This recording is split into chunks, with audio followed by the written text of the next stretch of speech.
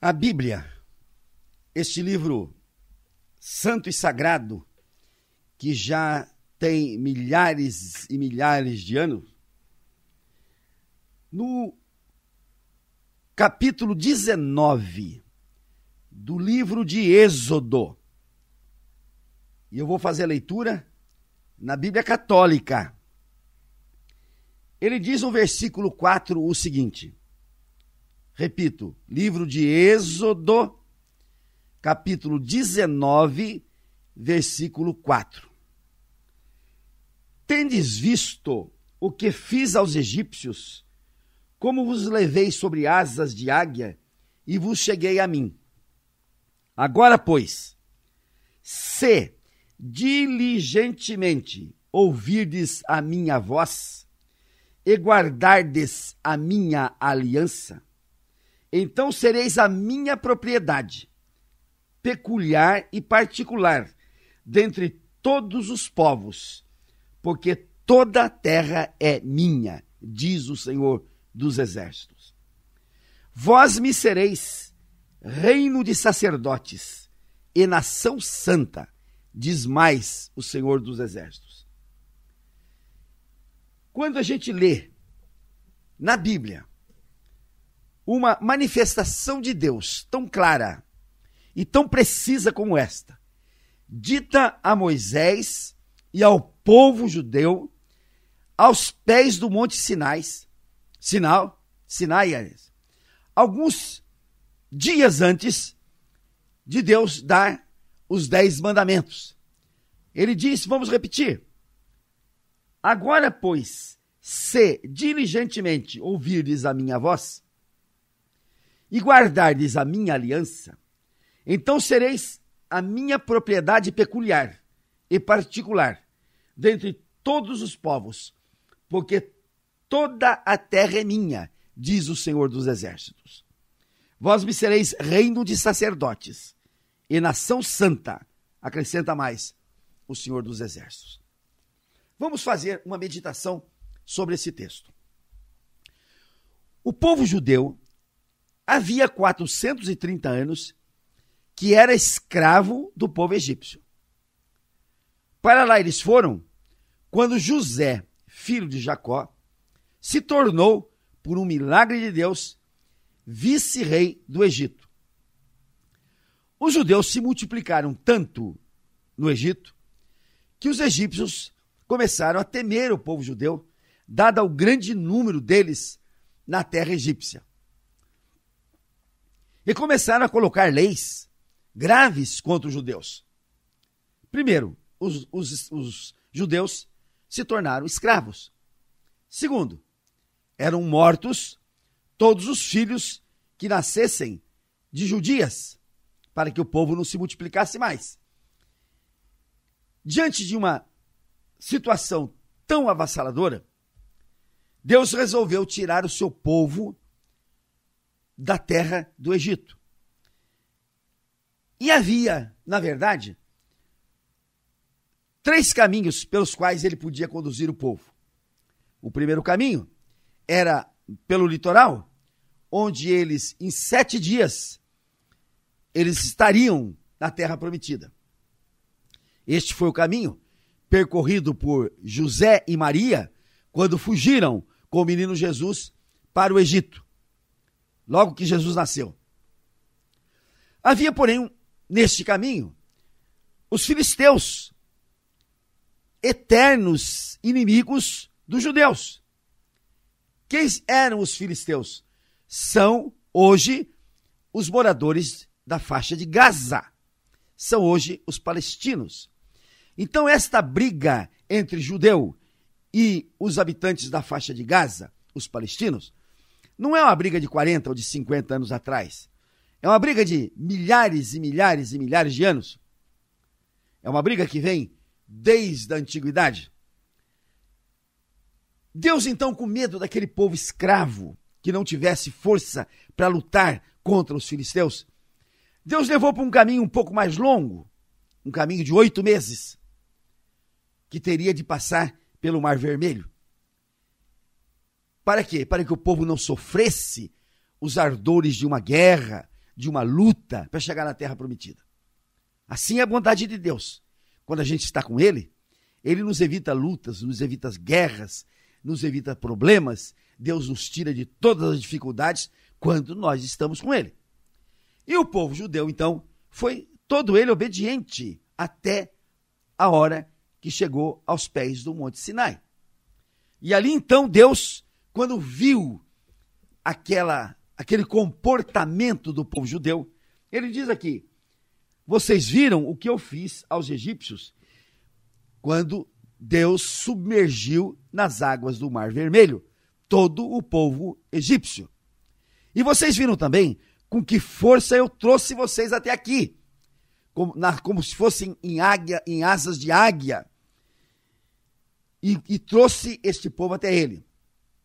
Aí Deus faz a seguinte promessa: agora, se vocês ficarem ouvindo sempre a minha voz, e vocês guardarem a aliança que eu fiz com vocês, então vocês serão a minha propriedade peculiar, especial e particular, dentre todos os povos, porque toda a terra é minha, diz o Senhor. Vós sereis reino de sacerdotes e sereis nação santa. O que é que Deus exigiu do povo judeu para que ele se tornasse nação santa e reino de sacerdotes? Duas coisas. Primeiro, que ouvissem a voz de Deus. Segundo, que guardasse a aliança que ele havia proposto para o povo judaico. Então Deus diz assim: vocês serão meu povo particular, vocês serão meu povo especial, vocês serão nação santa e vocês serão o reino de sacerdotes. Mas duas coisas eu quero que vocês façam. Primeiro, que ouçam a minha voz e guardem a aliança que eu fiz com vocês na saída do Egito. Esta palavra aqui parece ter sido dada há milhares de anos atrás e que não se aplicaria no dia de hoje. Mas não é isso a verdade. A verdade é que esta palavra aqui, ela é tão atual, mas tão atual nos dias de hoje, como foi naqueles dias para o povo judeu. Hoje, Deus está dizendo, aqueles que estão me ouvindo agora, Deus está dizendo através da minha voz: não sou eu que estou falando, não sou eu que estou dizendo, não sou eu que estou afirmando. Eu sou um arauto do Senhor, eu sou um ministro de Deus, eu sou um atalaia nomeado por Deus para alertar os meus concidadãos. Mas quem está falando aqui é a palavra de Deus, lida no livro de Deus, lida na Bíblia católica, que aqui nesse ponto é igual a dos evangélicos. Quem está falando para você, meu amado ouvinte, é então, pois, Deus através da sua Escritura Sagrada. E ele manda que se você ouvir a voz dele e se você guardar a aliança que ele fez contigo, você será um povo peculiar, um povo eleito, um povo escolhido, um povo separado. Você será propriedade particular de Deus. E você, então, será uma nação, um reino de sacerdotes e uma nação santa. Veja a promessa de Deus. Veja a promessa de Deus para aqueles que ouvirem a sua voz. E qual é a voz de Deus? A voz de Deus é esta que está aqui na Bíblia. Na Bíblia está a voz de Deus. E esta Bíblia é composta por vários livros, por vários autores. Ela tem uma unicidade tão peculiar que seria impossível que 60 e tantos autores escrevessem a mesma coisa em tempos e lugares diferentes, se não tivesse a inspiração do Espírito Santo. Por isso que nós chamamos a Bíblia de voz de Deus. Portanto, quando eu chamo a Bíblia de voz de Deus, não sou eu que chamo, é todo aquele que crê na Bíblia, chama a Bíblia da voz de Deus. Quando nós dizemos que isto aqui é a voz de Deus, a Bíblia, muito sábia, proíbe que alguém, por mais especial que se diga ser possa modificar esta palavra, possa acrescentar alguma coisa a esta palavra, ou possa tirar alguma coisa desta palavra. Olha o que está escrito nessa mesma Bíblia, nos 2 últimos versículos dessa Bíblia, da Bíblia católica, da Bíblia evangélica. Está escrito aqui, no versículo 18 e no versículo 19 do capítulo 22 de Apocalipse, o último livro da Bíblia. Se alguém fizer qualquer acréscimo nesta palavra, Deus acrescentará os flagelos deste livro. Quais são os flagelos desse livro? São as maldições que aqui estão. Quais são as maldições que estão nesse livro? A peste, a fome, a violência e o inferno, a morte. Então, aquele que acrescentar qualquer palavra a este livro, modificar qualquer palavra deste livro, a ele vão ser impingidos os castigos que constam deste livro. E o castigo é a fome, a peste e a violência e a morte. Diz mais aqui: e aquele que tirar uma só vírgula dessa escritura, Deus tirará dele a parte da árvore da vida. Ou seja, ele não entrará no reino dos céus. E mais, ele não fará parte da cidade santa, ou seja, do reino dos céus. Veja como é grave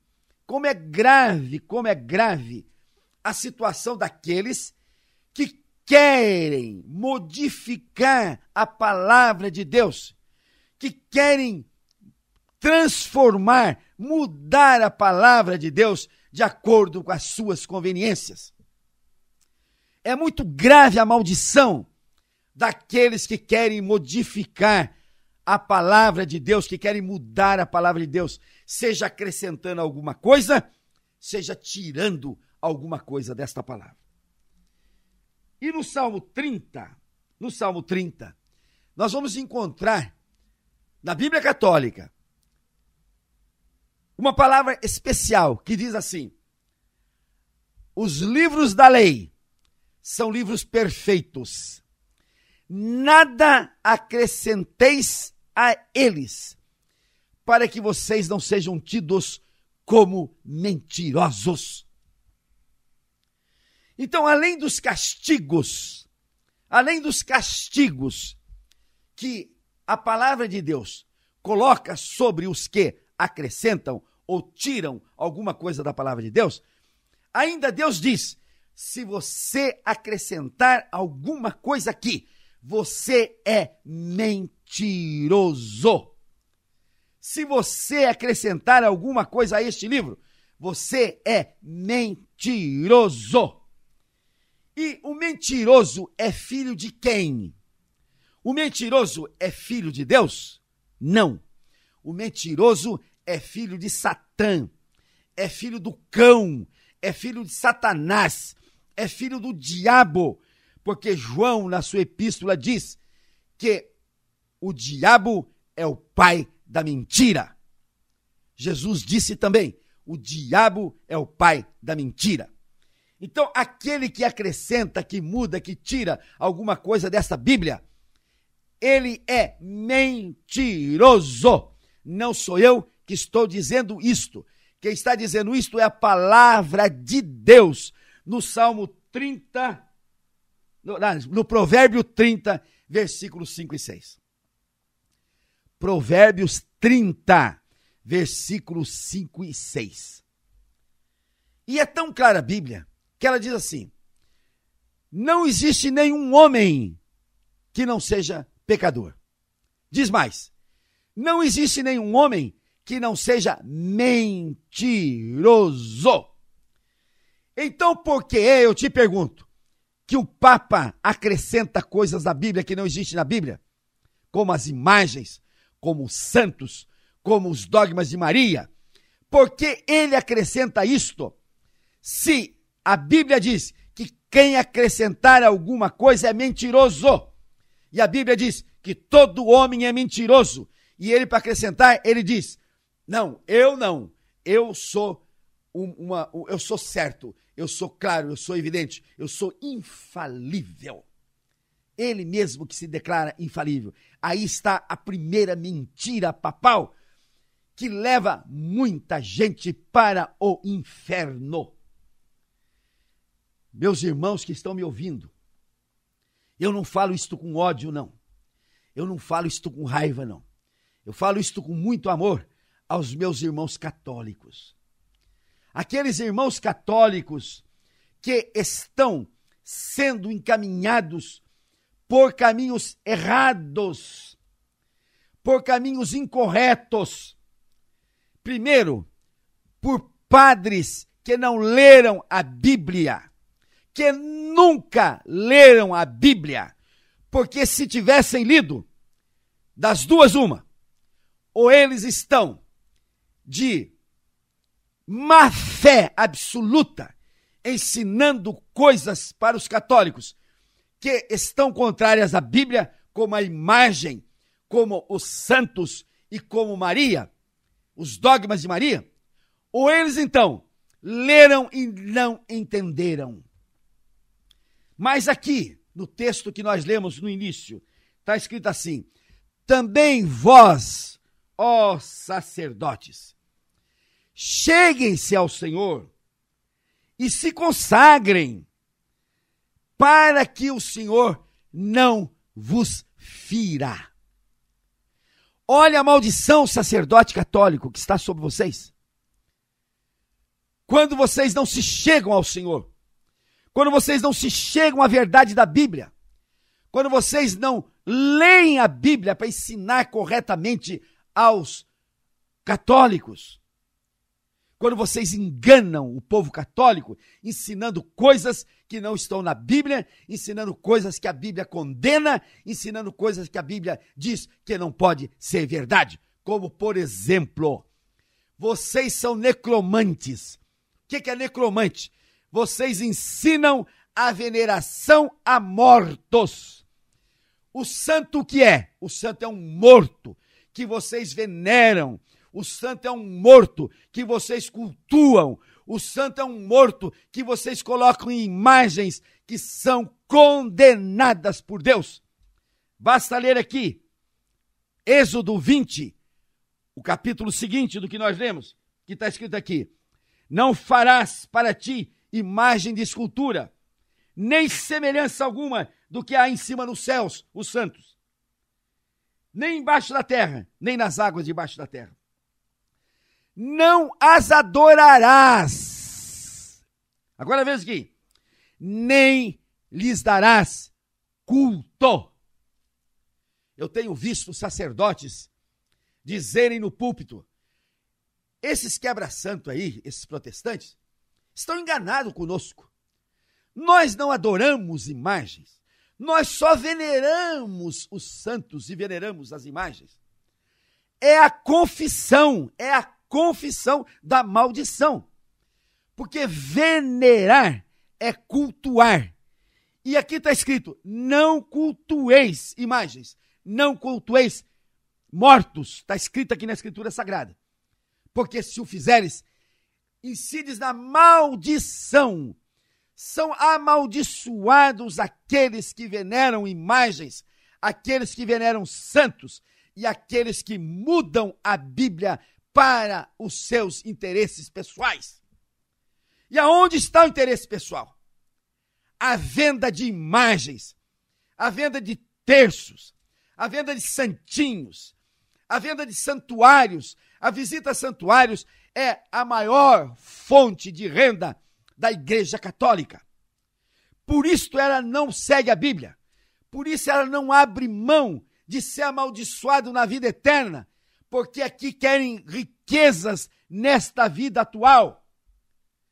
E a Bíblia diz claramente, a Bíblia católica, não lhes darás culto. Então a veneração não pode ser dada. Eu já vi sacerdote falar do púlpito, mas nós temos as nossas imagens, os nossos santos, como uma fotografia do nosso pai e da nossa mãe que morreram. Ora, mas se você botar uma fotografia do teu pai e da tua mãe num lugar alto e se ajoelhar perante ela e se inclinar perante ela e fazer oração para ela, você está sendo necromante também. Necromante também. Necromante é culto aos mortos. E que eu saiba, não tem nenhum santo vivo. Todos morreram, inclusive Maria. Maria, diga-se de passagem, que nós, os evangélicos, também gostamos dela. E observamos o que ela manda. Ela disse nas bodas de Caná: fazei tudo o que ele, Jesus, vos disser. Ela, Maria, que mandou fazer isto. Ela, Maria, que disse isso. Fazei tudo quanto ele vos disser. E Jesus nos disse, na tentação que ele sofreu do demônio, ele disse: terás somente um Deus, e somente a ele adorarás, e somente a ele darás culto. Então, meu amado católico que está me ouvindo, pelo amor de Deus, leia a Sagrada Escritura, questione o teu sacerdote, vá na frente dele com a Escritura, eu já disse, Êxodo 19 e Êxodo 20, e mande ele explicar para você o que ele entende da coisa que está clara aqui, que não precisa de nenhuma interpretação, está claríssima aqui. Aí você pergunte para ele: por que tanta desgraça nesta cidade? Por que tanta peste, tanta dor, tanta enfermidade, tanta doença? Por que tanta violência, tanta guerra? Por que tanto tráfico? Por que tanta prostituição? Por que tanto pecado? Por que tanta miséria? Por que tanta pobreza nesta terra? Porque, meus irmãos, o povo católico há muito abandonou esta recomendação de Deus: se ouvirdes a minha voz, se seguirdes a minha palavra, se guardardes a minha aliança, vocês serão um povo peculiar, especial meu. Vocês serão minha propriedade. E vocês serão nação santa e reino de sacerdotes. Meu amigo católico, você tem a escolha hoje. Você tem a escolha hoje. Você pode escolher entre ser uma nação santa, um povo propriedade de Deus, especial de Deus, um reino de sacerdotes, ou você pode continuar adorando as tuas imagens, cultuando os teus ídolos e sendo um povo miserável, pobre, doente, depressivo, cheio de violência, cheio de amargura, cheia de tristeza, cheio das desgraças que a lei dá para aqueles, a lei de Deus dá para aqueles que não querem obedecer a sua palavra. A escolha é tua, meu prezado irmão. E que Deus te abençoe nessa escolha. Amém.